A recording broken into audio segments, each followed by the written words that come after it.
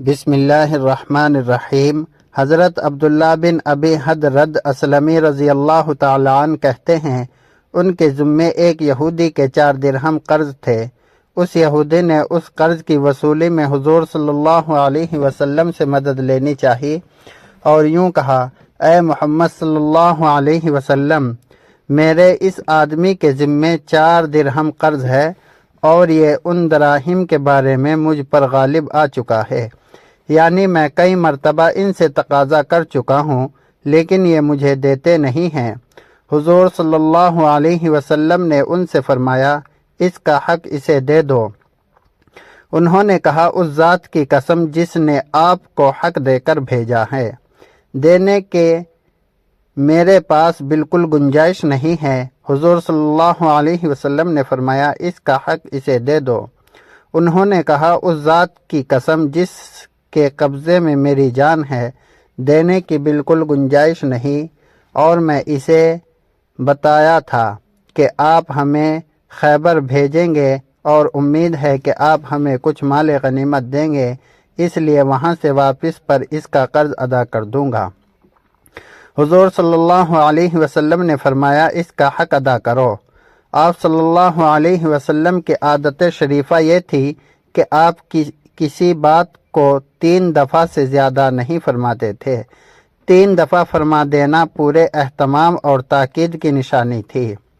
چنانچہ حضرت ابن ابی حدرد رضی اللہ تعالیٰ عنہ اس یہودی کو ساتھ لے کر بازار کی طرف چلے۔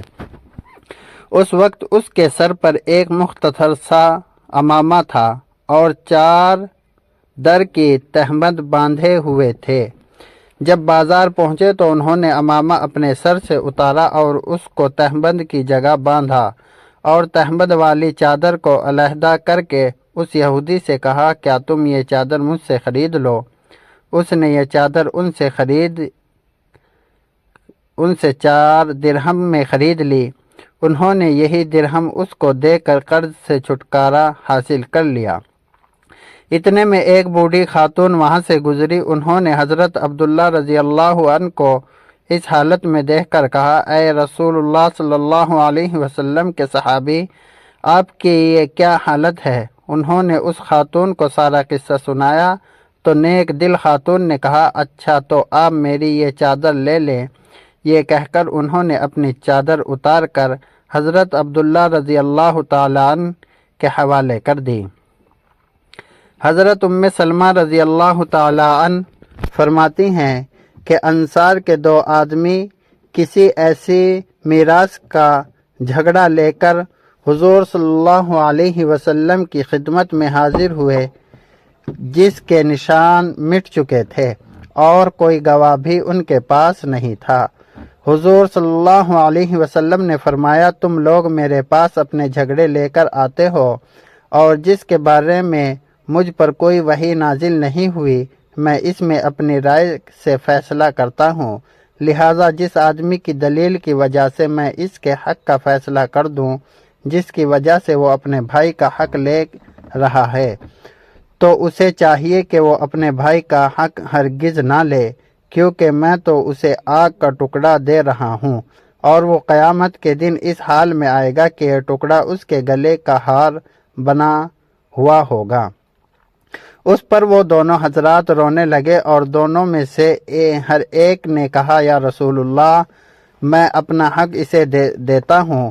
حضور نے فرمایا: جب تم نے یہ ارادہ کر لیا تو جاؤ اور حق پر چلو اور اس میراث کو آپس میں تقسیم کر لو اور تقسیم کرنے کے لیے قرعہ اندازی کر لو۔ یہ سب کچھ کرنے کے بعد تم دونوں میں سے ہر ایک اپنے ساتھی کو اپنا حق معاف کر دے۔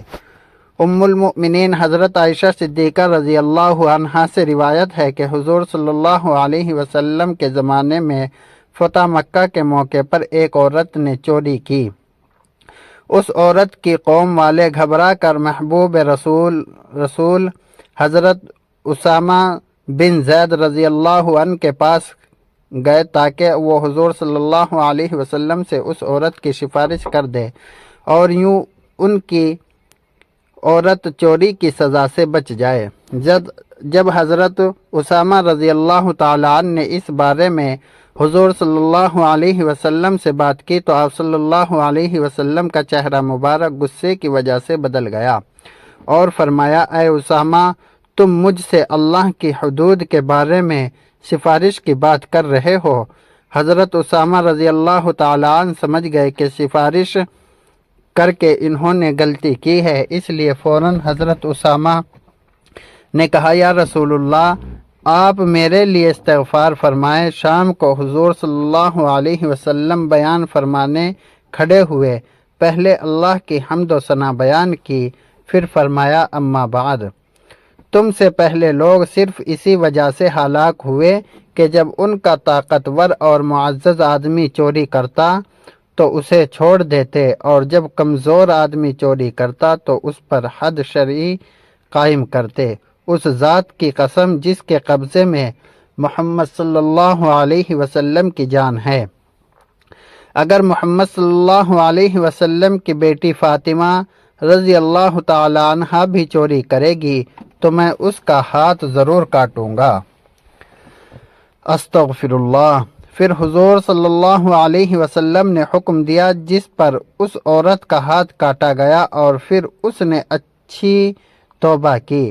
حضرت عائشہ رضی اللہ تعالی عنہا کہتی ہیں کہ اس کے بعد وہ عورت میرے پاس آیا کرتی تھی اور میں اس کی ضرورت کی بات حضور صلی اللہ علیہ وسلم کے سامنے پیش کیا کرتی۔ حضرت انس رضی اللہ تعالی عنہ روایت کرتے ہیں کہ رابعہ بنت نضر نے ایک لڑکی کا دانت توڑ دیا۔ ان لوگوں نے قصاص کا مطالبہ کیا۔ رابعہ کے لوگوں نے دوسرے فریقہ سے معافی کی درخواست کی، جسے ان لوگوں نے قبول نہیں کیا۔ اب دونوں فریق بارگاہ نبوی صلی اللہ علیہ وسلم میں حاضر ہوئے۔ حضور صلی اللہ علیہ وسلم نے قصاص جاری کرنے کا حکم فرمایا۔ ان کے بھائی انس بن نضر رضی اللہ تعالیٰ نے کہا، یا رسول اللہ، کیا میری بہن رابعہ کا دانت توڑ دیا جائے گا؟ اس ذات کی قسم جس نے آپ کو حق کے ساتھ بھیجا، ایسا نہیں ہو سکتا۔ آپ نے فرمایا، قصاص اللہ تعالیٰ کی کتاب کا فیصلہ ہے۔ راوی نے کہا، پھر دوسرے فریق راضی ہو گئے اور انہوں نے معاف کر دیا۔ آپ صلی اللہ علیہ وسلم نے فرمایا، اللہ کے بعض ایسے بندے بھی ہیں کہ اگر وہ اللہ پر قسم کھا لے تو اللہ تعالیٰ اس کو پورا فرما دیتا ہے۔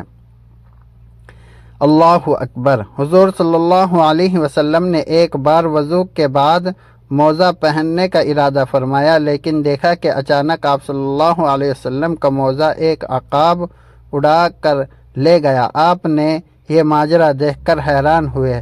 تھوڑی ہی دیر کے بعد آپ نے دیکھا کہ عقاب نے موزے کا منہ زمین کی طرف کیا، جس سے ایک سیاہ سانپ گرا۔ اس عمل کے بعد عقاب نے موزہ حضور صلی اللہ علیہ وسلم کی خدمت میں پیش کر کے عرض کیا، یا رسول اللہ صلی اللہ علیہ وسلم، میں نے اسی ضرورت سے گستاخی کی تھی، کیا اس کے اندر سانپ گھسا ہوا تھا؟ مجھے اللہ تعالیٰ نے آپ صلی اللہ علیہ وسلم کی حفاظت پر معمور فرمایا، ورنہ میری کیا مجال تھی کہ آپ صلی اللہ علیہ وسلم کے حضور ایسی بے ادبی کرتا۔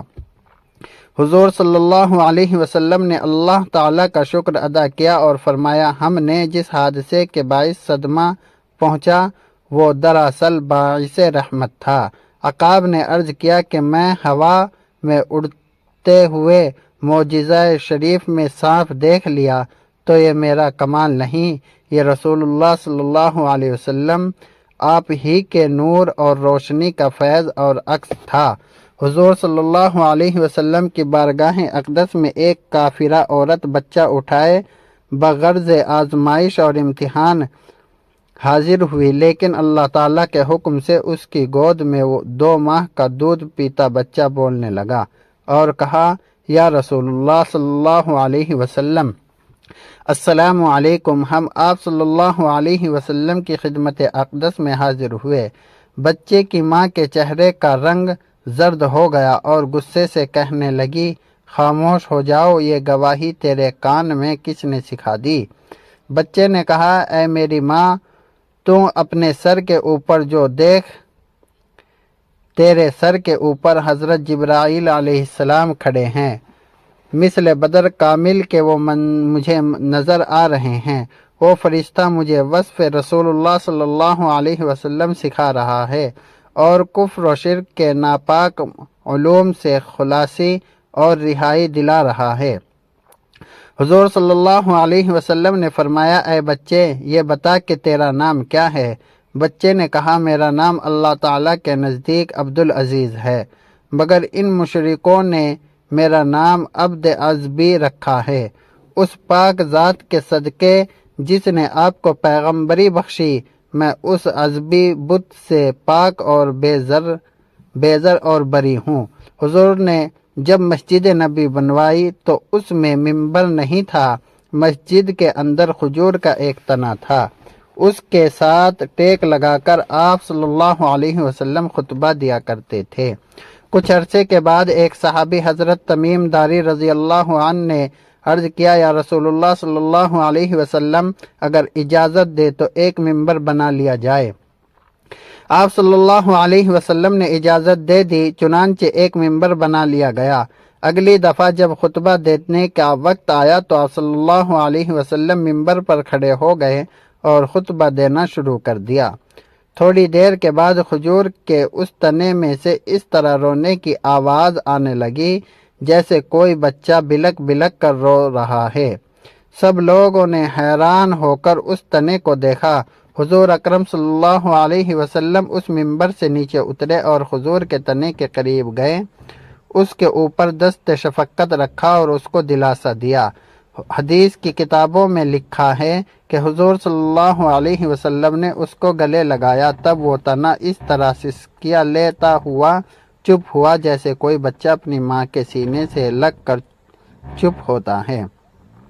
اللہ پاک ہمیں بہتر عمل کرنے کی توفیق عطا فرمائے۔ اللہ پاک میری اور آپ کی بخشش فرمائے۔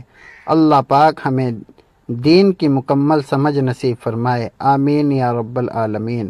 محترم ناظرین، اگر یہ ویڈیو آپ کو اچھی لگی تو لائک اور سبسکرائب کریں اور دوسروں کے ساتھ